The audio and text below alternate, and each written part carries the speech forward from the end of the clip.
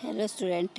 आज क्लास 10 पाठ 4 कार्बन और उसके यौगिक जो चैप्टर आपको बहुत मुश्किल लगता है उसके बारे में डिस्कस, जो उसके इम्पोर्टेंट क्वेश्चंस हैं उनके बारे में डिस्कस करूँगी, क्योंकि ये पेपर में आने की काफ़ी गारंटी होती है इनकी ना। अपरूपता, रूप बदल जाना, तत्वों का वह गुण जिसके द्वारा तत्व अनेक रूपों में पाया जाता है, जिनके भौतिक गुण भिन्न भिन्न और रासायनिक गुण समान होते हैं। यानी कि देखने में वो अलग अलग हो जाएगा, लेकिन उनके जो क्रियात्मक गुण होते हैं, रासायनिक गुण होते हैं, वो एक समान होते हैं। तत्वों के विभिन्न गुणों को अपरूप कहते हैं। कार्बन के तत्व रासायनिक दृष्टि से समान होते हैं, जैसे ग्रेफाइट हो गया, हीरा हो गया।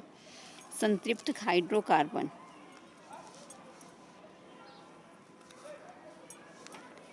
जिन हाइड्रोकार्बन का सामान्य रासायनिक सूत्र जो होता है CnH2n+2 होता है। जो N है, अगर 1 आ गया तो यहाँ भी N1 ऐड किया जाएगा। C की जगह 1 ऐड किया, H2 गुना 1 कितना हो गया 2, 2 जमा 2 4, यानी कि CH4 सूत्र बन जाएगा। अगर N मैंने 2 लगा दिया तो H2N की जगह कितना आ गया 2, 2 दूनी 4 जमा 2 कितने हो गए 6। यहाँ कितना आ गया C2H6 बन जाएगा आपका। समजातीय श्रेणी में एक तल सहसंयोगी अबंध होता है, उसे संतृप्त हाइड्रोकार्बन कहते हैं। जिसमें कार्बन के साथ हाइड्रोजन इस तरह जुड़ जाता है कि ताकि और कोई तत्व उसके साथ ना जुड़ पाए, तो उसको बोलते हैं संतृप्त हाइड्रोकार्बन। समावयवन क्या होते हैं? ऐसे यौगिक जिनका आणविक सूत्र तो समान हो, अणुओं की संरचनात्मक व्यवस्था भिन्न भिन्न होती है, उनको समावयन कहते हैं। और इस घटना को समव्यव घटना कहते हैं। पेंटेन के समावयन कौन कौन से होते हैं?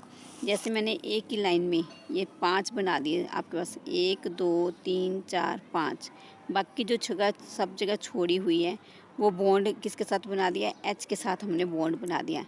C के 4 होने चाहिए, 1 2 3, चौथा बॉन्ड बना है अगले C के साथ। इसके 1 2 C का C के साथ बॉन्ड बना, अगले C के साथ एक बॉन्ड बन गया, इसके भी 4 कंप्लीट हो गए। इसी तरह इसके सबके इन सबके बारी बारी कंप्लीट हो रहे हैं। अब इसके समावयन क्या होते हैं? जैसे एक C यहाँ पर आ गया, 2 3, चौथा C, और आपके पास ये ऊपर नीचे हमने इसको आगे के आगे डिवाइड कर दिया, एक श्रृंखला सी बना दिया आपके साथ। जैसे यहाँ पर था 1 2 3 4, पाँचवा कहाँ आ गया? नीचे को आ गया। इसके जो सूत्र बनाए ये देखो, 1 2 3 4, 1 2 3 4, 1 2 3 4, 1 2 3, और चौथा बॉन्ड जहाँ पर बना है इसके साथ जो अगला बॉन्ड बना है वो C का नीचे के साथ बना है, 1 2 3, चौथा इसका C के साथ बॉन्ड बना हुआ है यहाँ पर। इस तरह जो समावयव होते हैं बनाने, कार्बन के 5 ही लेने हैं, लेकिन उनके आगे के आगे हमने ब्रांचेस बना दी हैं। असंतृप्त हाइड्रोकार्बन कौन से होते हैं? जिन हाइड्रोकार्बनों के बीच कार्बन के मध्य द्वि या त्रि अबंध बनते हैं उसे असंतृप्त हाइड्रोकार्बन कहते हैं। इसमें साबुनीकरण का बहुत इम्पोर्टेंट क्वेश्चन है आपके पास। वसा को विघटित करने की प्रक्रिया को साबुनीकरण कहते हैं। CO2 सूत्र वाले कार्बन डाइऑक्साइड की इलेक्ट्रॉनिक बिंदु संरचना क्या होगी? कार्बन डाइऑक्साइड में कार्बन परमाणु के साथ ऑक्सीजन के 2 परमाणु जुड़े होते हैं। कार्बन परमाणु की संख्या कितनी होती है? 6 होती है। इसको अष्टक बनाने के लिए बाहरी कक्ष में 4 इलेक्ट्रॉन की आवश्यकता होती है। ऑक्सीजन को केवल 2 परमाणु की आवश्यकता होती है। कार्बन डाइऑक्साइड का इलेक्ट्रॉनिक बिंदु संरचना क्या बन जाएगा आपके पास? जो कार्बन है उसके पास अपने 4 हैं बार वाले ऑर्बिट में, 2 इसके फर्स्ट ऑर्बिट में आ जाते हैं, 4 दूसरे ऑर्बिट में आ जाते हैं। इसको 4 और चाहिए होते हैं, 2 ये इधर से ऑक्सीजन के ले लेता है, 2 इधर से ऑक्सीजन के लेके ये अपना ऑक्टेट यानी कि अष्टक पूरा कर लेता है। इसी तरह ऑक्सीजन का भी अष्टक पूरा हो जाता है। इसके बाहर के ऑर्बिट में 6 होते हैं, 2 इसको और चाहिए थे, इसने कार्बन से ले लिए, 2 4 6 इसके अपने, 2 इसने कार्बन से ले लिए। इसी तरह इधर भी ऑक्सीजन ने 2 4 6 और 2 कार्बन से लेके अपना अष्टक पूरा करता जा रहा है। इसका डबल बॉन्ड बना है ऑक्सीजन के साथ, क्योंकि ये 2 ले रहा है ऑक्सीजन के। ऑक्सीजन भी इसके 2 ले रही है तो ये डबल बॉन्ड बन रहा है। ऑक्सीजन का परमाणु कार्बन के परमाणु के साथ दोहरा बंध होता है। आप डिटर्जेंट का प्रयोग करके बता सकते हैं कि कोई जल कठोर है या नहीं। नहीं, हम ये नहीं बता सकते क्योंकि डिटर्जेंट जो होता है कठोर जल के साथ झाग नहीं बनाते हैं। ये कठोर जल के साथ साबुन की तरह सफ़ेद चलछट तैयार नहीं करते हैं। जो डिटर्जेंट होता है जब कठोर जल होता है तो उसके साथ ये झाग नहीं बनाएंगे। समजातीय श्रेणी क्या है? उदाहरण के साथ समझाइए। यौगिकों की ऐसी श्रृंखला जिसमें कार्बन श्रृंखला में स्थित हाइड्रोजन को एक ही प्रकार का प्रकार्यात्मक समूह प्रतिस्थापित कर देता है, उसे समजातीय श्रेणी कहते हैं। 2 क्रमगत स्थितियों में CH2 के ग्रुप का अंतर होता है। जैसे एल्केन का सामान्य रासायनिक सूत्र क्या होता है? CnH2n+2। यहाँ पर N नंबर डालना, यहाँ पर अगर 1 नंबर डालेंगे तो यहाँ भी 1 ही लिखेंगे हम, यानी कि C की जगह 1 लगाएंगे तो C खाली रह जाएगा। H2 1 लगाएंगे 2 गुना 1 1 हो जाएगा, 2 गुना 1 2 बन जाएगा, 2 जमा 2 कितना हो जाएगा? 4।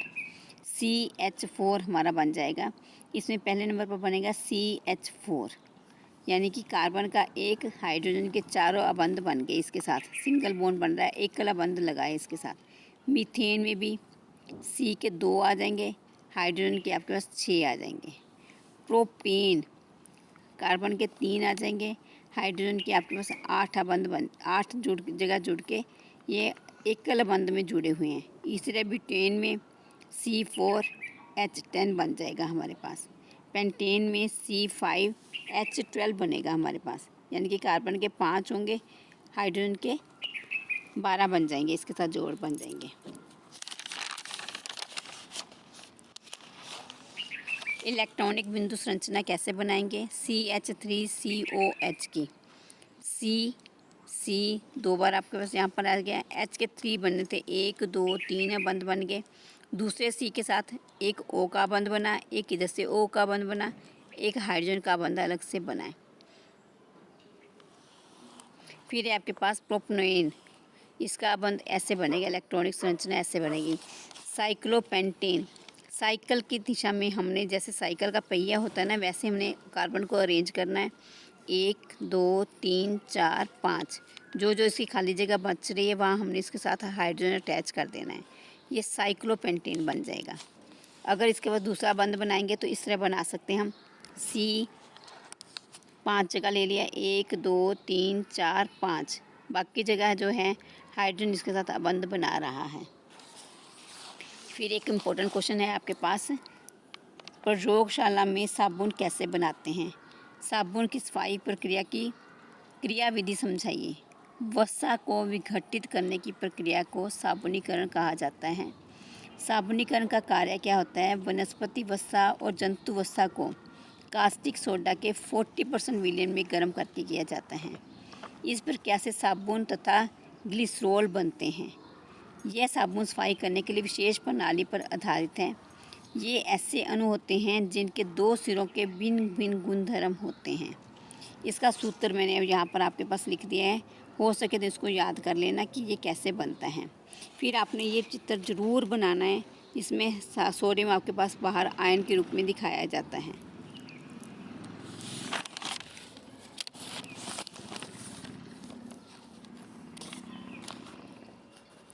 जल में घुलनशील एक सिरे को हाइड्रोफिलिक कहते हैं। फिल कर देना, भर देना, इस चीज़ को दिमाग में रखना कि फिल करना है तो ये जल के अंदर रहेगा। हाइड्रोकार्बन में विलयन दूसरे सिरे को हाइड्रोफिलिक कहा जाता है। जब साबुन जल की सतह में होता है तो अणु अपने को ऐसे व्यवस्थित कर लेते हैं कि इसका आयनिक सिरा जल के अंदर होता है और हाइड्रोकार्बन पूंछ जल के बाहर बना होता है। अणु अपने को जल में ऐसे व्यवस्थित करें कि इनका हाइड्रोकार्बन जल के बाहर बना रहे। ऐसे अणुओं का बड़ा समूह बनने के कारण होता है, जिससे हाइड्रोफोबिक क्लस्टर के भीतरी सतह पर होता है, फोबिक अंदर होगा, फिलिक बाहर हो जाएगा। इसका आयनिक सिरा क्लस्टर के सतह पर होता है। इस प्रक्रिया से मिसेल तैयार किया जाता है, जिसे मिसेल कहते हैं। ये मिसेल जो होते हैं सफाई करने में सक्षम होते हैं। तैलीय मैल मिसेल के केंद्र में एकत्रित हो जाता है। मिसेल को विलयन क्लोराइड के रूप में रखा जाता है। यह आयन विकर्षण होकर अपतित हो जाती हैं। इसको मैंने आपके लिए पॉइंट्स में लिख दिया है ताकि आपको लर्न करना आसान हो जाए। इसका ये वाला फिगर आपने ज़रूर बनाने की कोशिश करना कि कौन सा हाइड्रोफिलिक है और कौन सा जो है हाइड्रोफोबिक है। यदि आप लिटमस पत्थर से साबुन की जांच करें तो आपका प्रक्षेपण क्या होगा। साबुन जो होते हैं वो क्षार के प्रकृति के होते हैं, इसलिए वे नीले लिटमस को लाल कर देते हैं और उसे नीले लिटमस का कोई प्रभाव नहीं पड़ता। हाइड्रोजनीकरण क्या होता है। असंतृप्त हाइड्रोकार्बन में निकेल या प्लेडियम की उपस्थिति में जब हाइड्रोजन को संतृप्त हाइड्रोकार्बन में बदलने की प्रक्रिया को हाइड्रोजनीकरण कहते हैं। असंतृप्त का जो है आपके पास वो केन का सूत्र बनाया है, अल्कीन का जो संतृप्त है वो बना दिया है। औद्योगिकरण कार्य क्या होते हैं। इस प्रक्रिया से वनस्पति तेल को वनस्पति घी में बदला जा सकता है। वनस्पति तेलों में कार्बन परमाणु का दोहरा बंध होता है। इस हाइड्रोजन में निकेल उत्प्रेरक को 473 केल्विन से गुजारा जाता है तो ये वसा ठोस में बदल जाता है। ब्यूटेन के समन्वय मैंने आपको बना के दे दिए हैं। इसमें 4 इस तरह अरेंज किए हैं कार्बन के, इसमें 3 एक साइड में और एक नीचे को अबंध लगा के हमने इसको प्रदर्शित किया है। कार्बन एवं उसके यौगिकों का प्रयोग 73 अनुप्रयोगों में ईंधन के रूप में क्यों किया जाता है। ये बहुत इंपॉर्टेंट क्वेश्चंस हैं जो पिछले सालों में आपके पास आए हुए हैं। जब कार्बन उसके यौगिकों को वायु और ऑक्सीजन की उपस्थिति में जलाया जाता है तो ये बड़ी मात्रा में ऊष्मा ऊर्जा की उत्पत्ति करते हैं। एक बार जला देने पर यह निरंतर जलता रहता है। इनमें अधिक ऊष्मा ऊर्जा आवश्यकता नहीं पड़ती है। यह एक स्वच्छ ईंधन है। इसके जलाने से धुआं उत्पन्न नहीं होता और ना ही प्रदूषण फैलता है। यह हानिकारक गैसों को उत्पन्न करने का कारक भी नहीं बनता। इसको जलाने से कोई अवशेष भी नहीं बचता। मीथेन और इथेन का सूत्र मैंने यहाँ बना के दे दिया है, आपको थोड़ा ध्यान से देख लेना। वे यौगिक जिनमें हाइड्रोजन और ऑक्सीजन निश्चित रूप से विद्यमान होते हैं उसे हाइड्रोकार्बन कहते हैं। सरल तुल्य रूप में CH4 जो है मीथेन है। धन्यवाद। अगर आपको ये अच्छा लगे तो लाइक और सब्सक्राइब ज़रूर करें।